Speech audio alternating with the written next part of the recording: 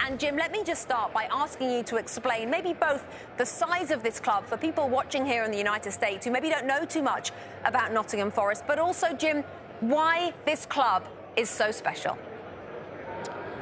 Well, I mean, the fact that the club has been in the wilderness so long, people don't really know how big it once was. But when it was big and doing great things, it was all down to a character called Brian Clough, who came in 1975 and transformed the standards that were set here. Went on to win the top tier of English football in '78, then back-to-back European Cup / Champions League, and they were remarkable feats for a club of that size then. And he elevated Nottingham Forest to a completely different level. Of course, they've been through the doldrums since. They've plummeted. They've not had a great time in terms of Premier League, but when you go back to those late days in the '70s and early in the '80s, Brian Clough was probably more popular than Robin Hood.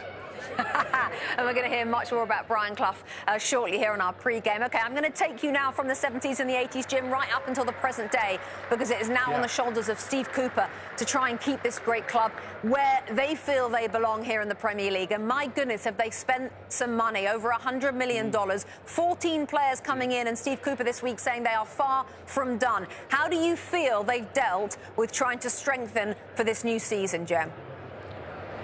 We've seen it before, Rebecca, and the worry is that they're not going to find the cohesion anytime quickly. I mean, we saw them last week at Newcastle. It was an insipid performance. They didn't play well, and it's probably because there's so many new characters in the side. He's completely changed things. I can remember Fulham a few seasons back with Jukanovic.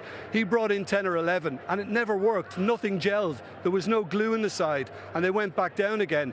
So after last week, they've got to try and find some form today. They've got to try and lift their standards, and not easy against the West Ham side that's very cagey and very clever about how they go about their work. So they're in a brutal new world now, Nottingham Forest, and they've got to find their feet pretty quickly. We've heard Jim Beglin give us a flavour about why this club, Nottingham Forest, is so important to English football, and he mentioned the name of Brian Clough. I'm going to hand over to you to help explain to our viewers what made Brian Clough synonymous with Nottingham Forest and what made him different and unlike any manager we've seen before or since. Well, I think the first thing I'd say, as soon as Jim said Brian Clough, it brings a smile to your face, Rebecca. That's what this guy did. Now, I'll try and explain him in some modern terms. He was poor Pep Guardiola, football genius.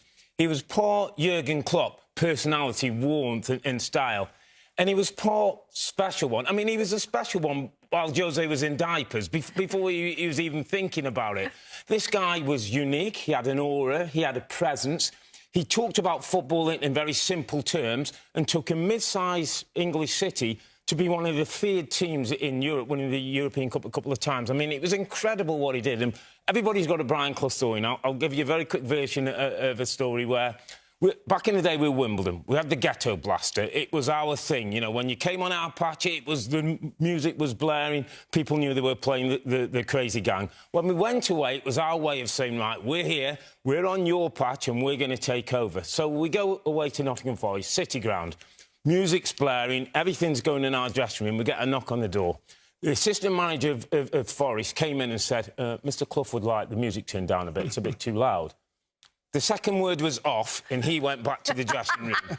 5 minutes later, we get another knock on the door. Brian Clough standing in there.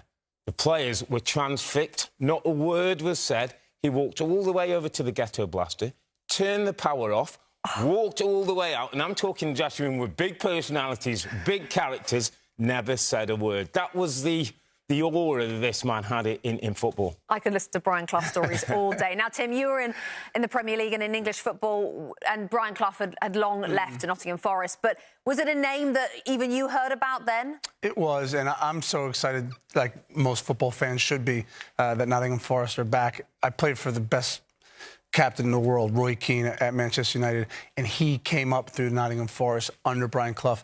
And as scary as Roy Keane was, he talked about Brian Clough with so much respect and reverence. He loved the man. He absolutely loved the man. And for Roy Keane to say that, it was pretty special.